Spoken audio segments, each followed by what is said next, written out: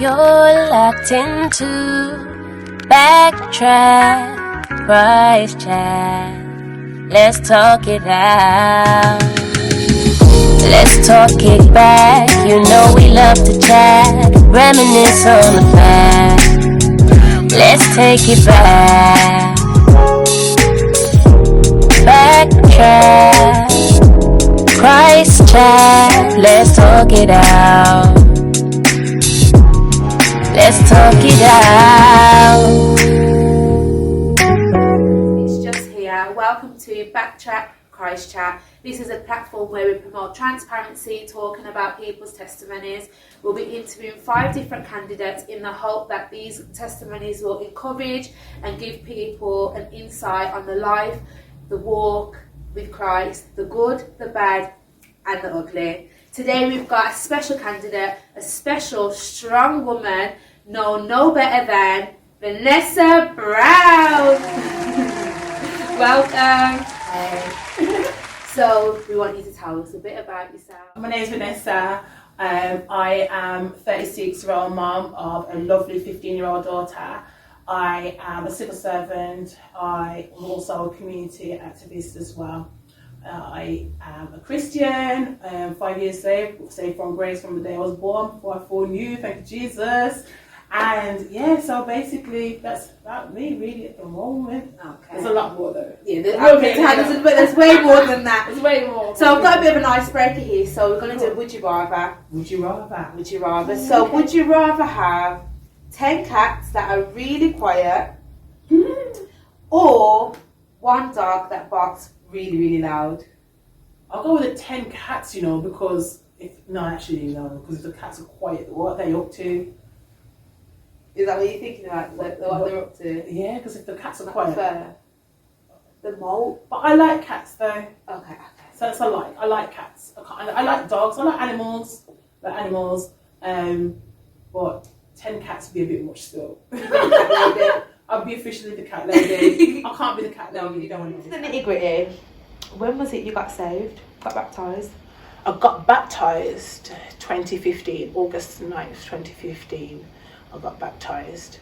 I grew up in church. Grew up in church. I left church in my early teens. How old was you when you left?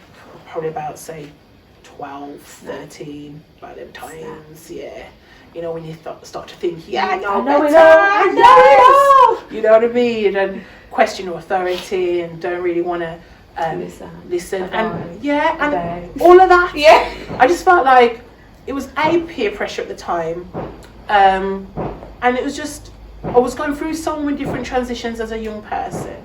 And it just didn't fit a church. Transitions, what do you mean? Like my parents, we were planning to leave the UK to return to Jamaica, and there were a lot of things going on.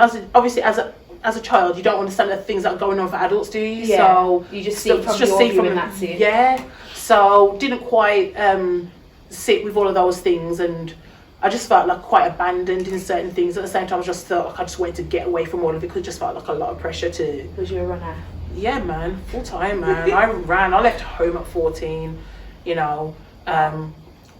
and so in leaving home at 14, for my reasons, I left church, but I still had my friendships with my church friends, so that never stopped, and they didn't stop being my friends as well. So I think that was definitely the door that was still left open in terms of what I felt about my faith and what I felt about church and everything like that as well. So the friends that you had you were still in contact with, did they still give you the encouragement that you Yes, needed? definitely, 100%. Definitely, yeah. Did they actually step in to kind of bring you back to church at all, or was it a case of? On some occasions, yeah. I think there was occasions such as like christenings or up to between, I say my early 20s, especially my early 20s, occasions like christenings, weddings and all those kind of things, or they had an event on that I'd bring my daughter to as well. So I'd come to those kind of things and that. But other than that, I wasn't really interested in going to church on a full-time basis because I was like, I can't take them people that don't know me. Yeah. And at the time as well, to be quite honest, I was enjoying partying, I was enjoying all you enjoy the lifestyle that you had to be hidden from. Yeah. It was like, listen, like, genuinely, people call it sin and all that, and it is what it is. If anything that separates you from your relationship with God, you know what I mean, or takes a precedent, that is sin at the end of the day. Yeah. But I enjoy the social aspects of being with the friends that I still have as very good friends to me as well. Yeah. I don't think I had very bad company. There was a point where I wasn't with desirables. I can definitely say that, but we had good times. I agree. You know what I mean? Myself. Yeah. You know? Yeah. So, in terms of the environments that I partied in, or I went to work in, or I went to work at, they were part and parcel of places that I felt, yeah, I belonged. At the same time, there was always something in me that was pulling me and saying, you don't fit in here, you look like a sore thumb out here, so go back home or go to church. I'm like, don't want to go, kicking and screaming, don't want to go, didn't want to be there. And I kind of felt at some point in time as well that it was difficult, it was hard, I was making it harder for myself to go back, because I felt like it was a place that I didn't feel like I accepted in the first place. And I think as a teenager, I felt like there was an identity crisis in terms of where do I fit in, do I see my friends at church? What was that? Well, I guess with my friends at church, my friends outside of church, and my life at home, and and it was like the battle of like not knowing where do I fit in, or where is there a space for me to be who I feel like I am. And growing through that was quite painful, it's quite traumatic. And I find that even now, knowing that I've been brought up in a Christian household, I was brought up in a Christian faith, I know that I recognize when I see a lot of young people now who possibly have that same kind of trauma.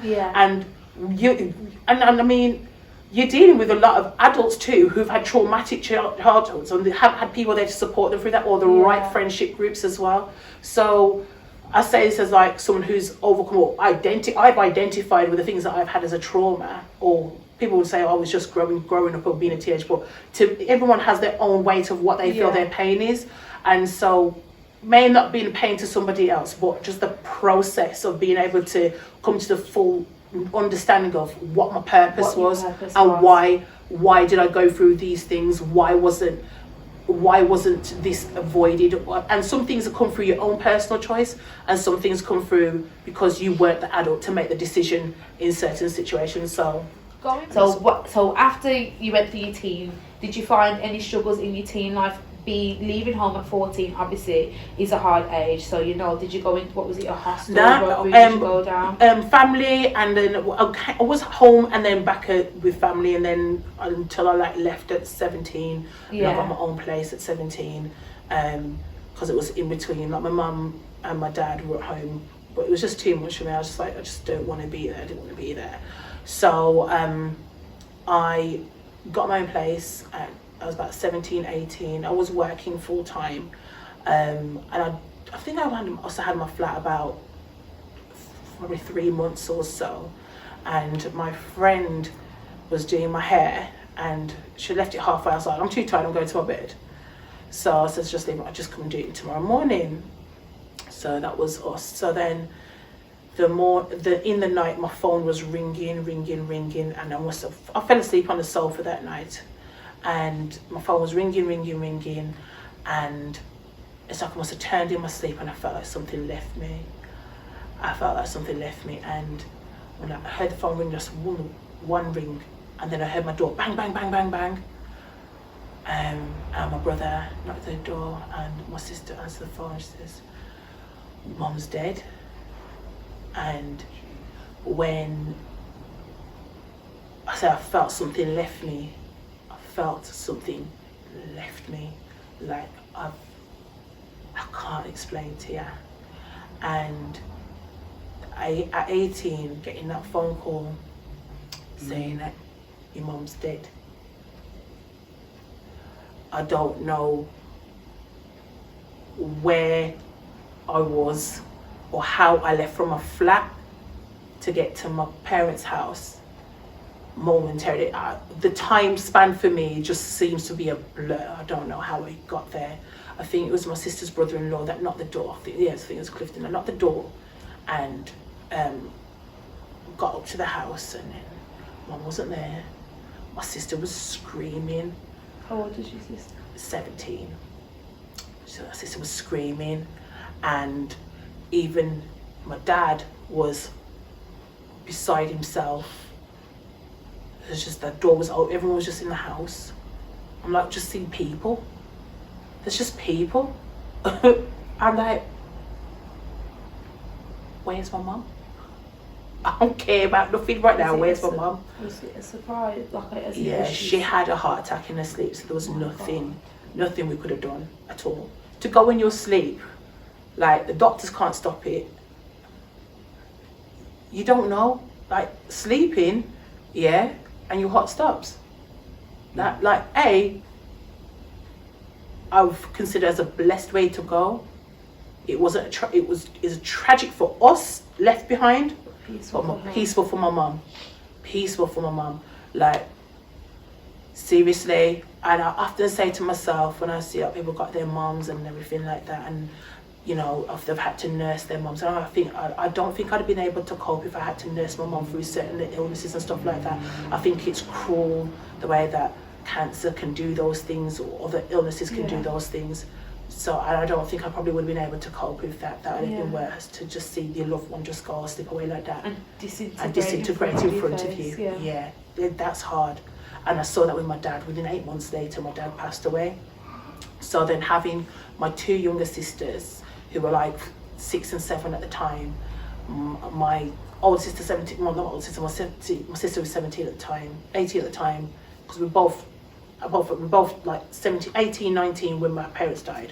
And having the responsibility of our young sisters, it was a lot. It was genuinely a lot. There's all that pressure put on you then to kind of be the rock for everyone. Yeah, I've got older brothers and sisters, but everyone had their different life, and everyone had their different pressures to deal with as well. And I guess it was genuinely left to me to deal with. And so processing all of that was a lot.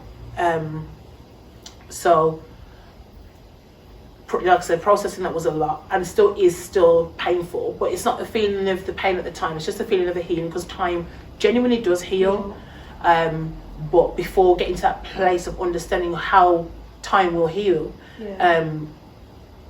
it was chaos, it was trauma, it was turmoil, it was dealing with abandonment, feeling like I left alone.